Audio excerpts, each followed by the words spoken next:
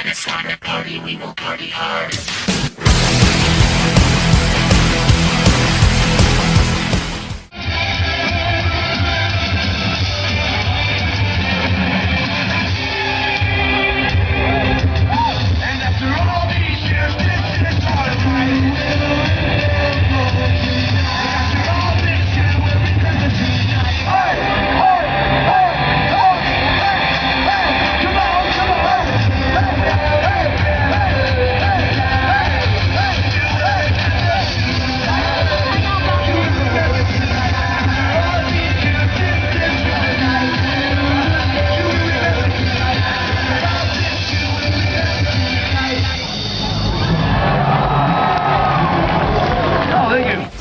BlairieLouHoo from Lyrics. I'm here with Andrew WK. We are at Skate and Surf Fest in Jackson, New Jersey, right? That's where we are. Yes. We're here, what was it? Wormwood? Elmwood? Riverwood? Sure, some kind of wood. Beachwood?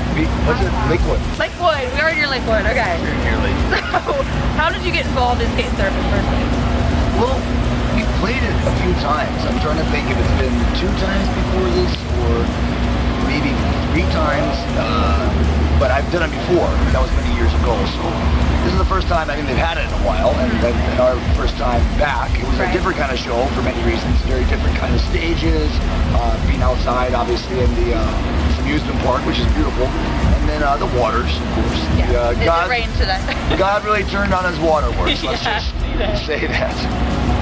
Did you manage to catch any of the other acts today? Yeah, a few. I mean, I've heard a lot of acts during the day, and I saw some and spoke to some, and everyone seems very cheerful. And again, making the most of it. A lot of very hardcore folks, not just in the bands, but of course the audience to stay despite the strange conditions and really extract all the joy that we can from this day, this festa. So I know that in addition to being a musician, you also are a motivational speaker. You do a bunch of other things. Is there something on your list that you would like to still accomplish that you haven't? Yes. One, primarily living many more years. That is my main primary goal. Also would like to eat more food during those years. Obviously guzzle liquids, waters, and rich milks and whatnot. What else? I mean, the rest, I don't really... I used to have goals, and then I discovered the power of positive partying, and then just everything just happened on its own. And I feel like I'm almost on a train track, or maybe more like a roller coaster track, keeping with tonight's theme, that is just taking me on this wonderful ride, and as long as I stay in my seat and don't fly out and fall and crack my head on the concrete, then I'm going to just have a fine time and get carried along nicely. Okay, so you've been doing what you've been doing for over 10 years, I believe. Yes. Okay, so you've seen a lot happen through the music industry, like from CDs to like downloads from to iTunes and everything. Do you feel like, as a musician, you have like been hindered at all by that, by the transition through all of the different mediums? Well, I mean, I didn't sell that many cassettes, which, you know, those are great cassettes, a great thing. Of course. Sold some vinyl, but maybe not as much as before, and then sold some CDs, but maybe not as much as before. So what's really interesting, what I like about it is it really proves that entertainment, and especially music, it's an experience. It's not an object. I mean, yes, you can have a CD, and I really love CDs or albums when they're physical because you have the booklet, you can all that. You can do that on the computer screen now. Yet you don't need physical object to get the value of this this product or this thing. Is amazing. It's really like the wave of the future. It's just experience. Maybe as we continue, it won't be so exciting to buy any object. It's all just going to be what's the most exciting way to feel, or the most exciting visual to experience, or the most exciting sonic experience, or just even emotional experience. So maybe it's paving the way for the future of experience in general. Okay, that's a great answer. Great question. Thank you very much. Well, I read somewhere that you wear white all the time because it's a symbol of positivity. Is that true or false? Well, hey, I guess it's a pretty positive color. I mean, it's bright, so on a night like this, it does help a little bit. Do you really wear white all the time? Well, yeah, I mean, pretty much every day. I mean, there has been a time when it's a little graphic, but I had an accident, and then I was wearing brown. But I did clean it up and do laundry. It wasn't these pants, so don't worry. Okay. I do have a lot of white t-shirts and a lot of white jeans and some white sneakers and white socks. And Do you just like the way that looks, or is that really a simple compliment?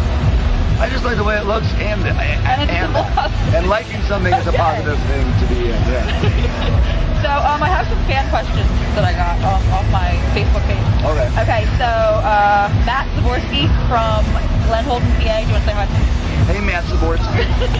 He wants to know why you are the greatest man on the planet. Because he loves your music and he loves you, and he's very jealous that I'm meeting you right now. He's actually a friend of mine. Oh, well, tell him thank you, because that is very flattering. I think I may be in the top, like, 1 billion people. I don't know about the greatest ever. But hey, I'm not gonna. So, though. Then I'm not gonna turn it down. That is very kind of him to say, and just that means he must think I'm even greater than him and greater than his dad. I think he does, actually. Even greater than his dad. Possibly. Have you met his dad? I haven't met his dad. Oh, it's hard to say that. I can't. I don't know. Well, hey, I'm it's not just sure.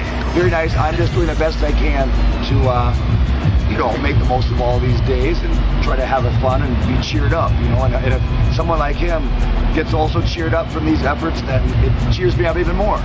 And then hopefully that cheers him up. So it's a constant cheer up. Yes, cheer cycle.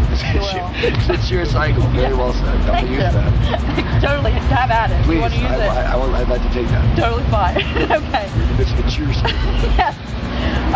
Another Matt Jarvis from Elcott, Maryland, wants to know how you feel Hello, about... Matt Jarvis. Yes. Hi. Wants to know how you feel about being on his friend Eric Navarro's dance mix alongside Kesha. Oh, that he put me on a mix at all. It's Very fine. nice, yeah. So thank you for including me in your customized personal playlist. And and then Cash, sweet Cash, she's a very nice lady. You know her? I have. We had the pleasure of spending time with her. Is she cool? She was very kind-hearted and very nice. And writes great melodies. Obviously performs very well. Has an amazing voice. And has been nothing but nice. And is very focused also on partying. Yeah. Which I really appreciate and encourage, obviously. And I consider another person out there just trying their best to get the cheered up energies in the cycle. So tell her hi and tell him thanks for putting us next to each other.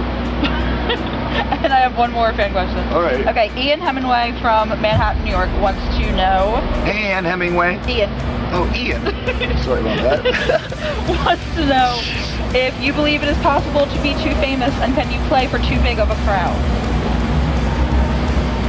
Too famous. I'm trying to think of an example of someone that might have experienced that, and all I can think of was either God or Jesus Christ or Ronald McDonald.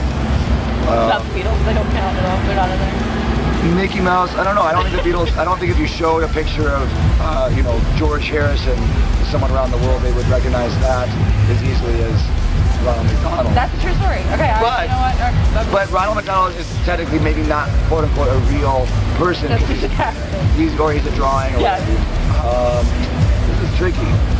As far as I'm aware, it's not possible to be too famous. What would be nice to think is that the human race in itself is the most the most famous thing, And it probably is. I mean, people care about people more than anything else, starting with themselves, which is very helpful when you're trying to not die. What was the other part of it? Do you think it's possible to play for too big of a crowd? No, that's a great concept. Do you lose intimacy in that? Do you lose Yes. part of your... Sure. But not in a bad way. No. It's a different kind of Right. thrill. Imagine a crowd, though, that is so huge that eventually it starts to wrap around the curvature of the globe. Oh my. And then there really would be people that couldn't see. Because I was thinking, well, how far would it go back? So it wasn't that it was just so small. It was literally like the Earth is curving. But I've seen some pretty big crowds, and there's a whole another kind of phenomenal power that comes from that versus having people right up in your face. I'm sure you enjoy both. I like both. I always like both. More bulbs, the better. And do you have any final thoughts for your fans who believe it? Other than the ones who ask the questions, your other fans. Well, thank you for watching, if you've actually watched this long to get to this point. Yeah, so you have good stamina, good patience, and just really, all I can say is, and it's been said before, and I hope that you already think this and feel this, but maybe if not, it'll be exciting, and if you already do, then it's just more reinforcement, and I'm telling it to myself again too. just fully believe, no matter how crazy it feels to do so, that what you are born to do and what you most love to do is what you're meant to do and will do. And don't let anything, including yourself, first and foremost, stand in the way of that. It's a real thing, and it can seem magical, it can seem lucky, it can seem unlikely, but if you really want to do something and you have the courage to believe that it's possible, you will do it. So also be careful what you wish for, because if you're into, well, I don't know, puking, you will puke. So careful. Careful with that. Yeah. Okay. Well, on that note, yes, this has been my interview.